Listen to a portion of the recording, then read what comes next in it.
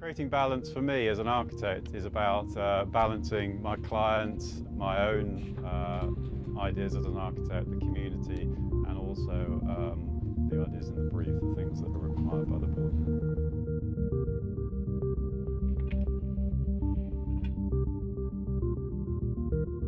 As a photographer, creating balance for me is often about just dealing with the demands of a location.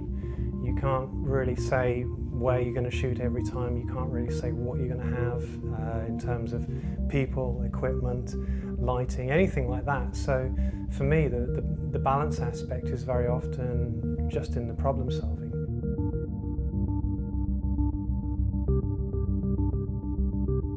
Balance is by working at home, being in my garden here where my office is, which I built myself at the end of my garden, and having my family around me and trying to work whilst they're around, which is enjoyable.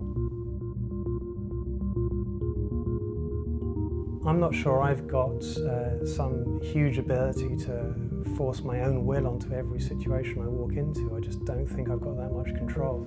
So to me, balance is about accepting the circumstance you're in and looking at what's available to you and trying to deal with it. And sometimes the balance component is, if you deal with it well, then people don't realise you've struggled with it.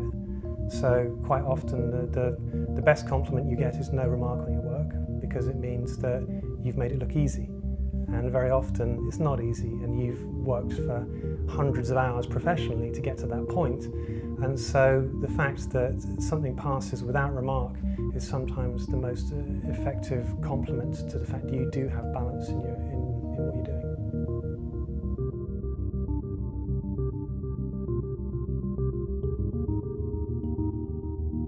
Really interesting having a really nicely designed lamp that works. But it reminded me actually when I was a student I had one and I threw it away, which is rather silly because actually it just works really well. The balance is so nice compared to the cheaper version I had before.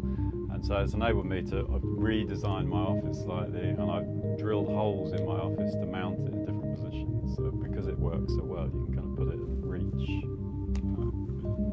Really successful.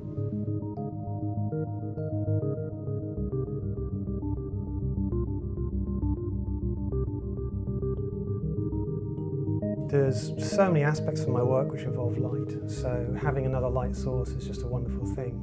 And it doesn't matter if it's something I can use to light a very small still life, or whether one of the other problems I'm trying to solve is that my camera's broken or I need to clean it or something like that. So having something which is just beautifully designed and does the job without remark, without worrying, you just pull the top of the lamp and it parks itself wherever you want. That kind of balance is actually it's phenomenally difficult to create. Seeing great design and having great design available to you as part of your work is wonderful. Can't speak too highly of that.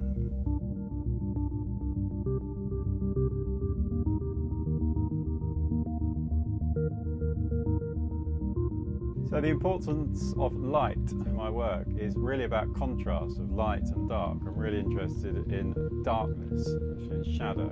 I think there's too much light in buildings and there's too much of this kind of desire for lots of light. So my kind of interest is making sure that when you experience light, you've seen it against darkness, so you kind of appreciate it.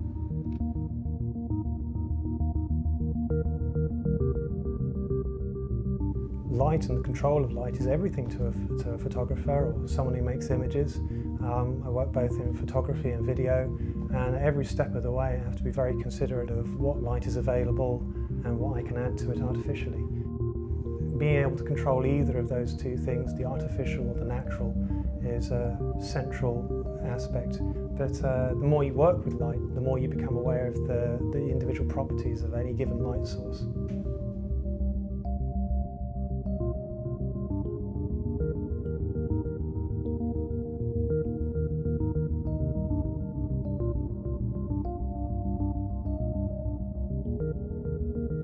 I'm Leroy-Smith. I'm an architect from Deer Park, Alpha.